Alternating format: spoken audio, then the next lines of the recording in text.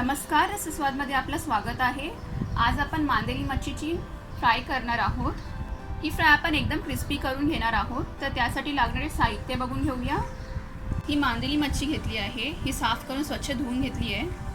3 चमचे रवा, 2 चमचे कॉर्नफ्लोअर, हळद थोडीशी, चवीनुसार मीठ, 2 मोठे चमचे लाल तिखट, 1 लिंबाचा रस। मच्छीमध्ये मीठ घालून घेऊया थोडंसं। लाल तिखट आपण अर्धा लाल तिखट ठेवणार आहोत साईडला।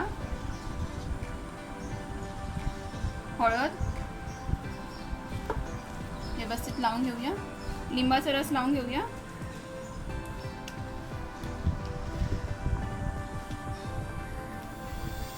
मच्छी आता अशीच 15 ते 20 मिनिटं ठेवून देऊया आपण। मच्छीला मसाला लावून झाल्यावर 20 मिनिटं झालेली आहेत। आता याची कोटिंग करून घेऊया। कोटिंगसाठी रवा घेऊया, कॉर्नफ्लोअर,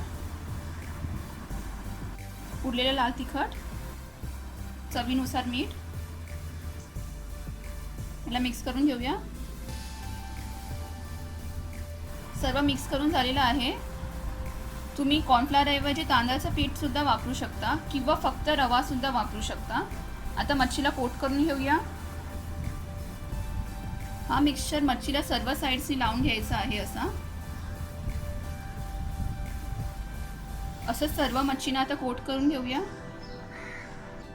मच्छी फ्राय करून घेऊया। आता फ्राईंग पॅनवर 1 चमचा तेल घेतलंय। तेल तापलेलं आहे, मच्छी घालूया त्याच्यावर।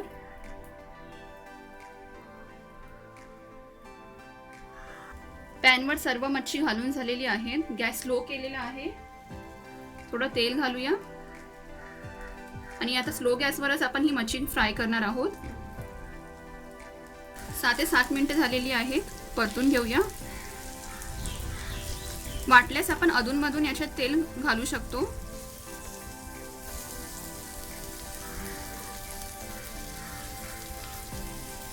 सर्व मच्छी परतून झालेली आहे। आता आपण दुसऱ्या बाजूनी पण स्लो गॅसवर हे फ्राय करून घेऊया।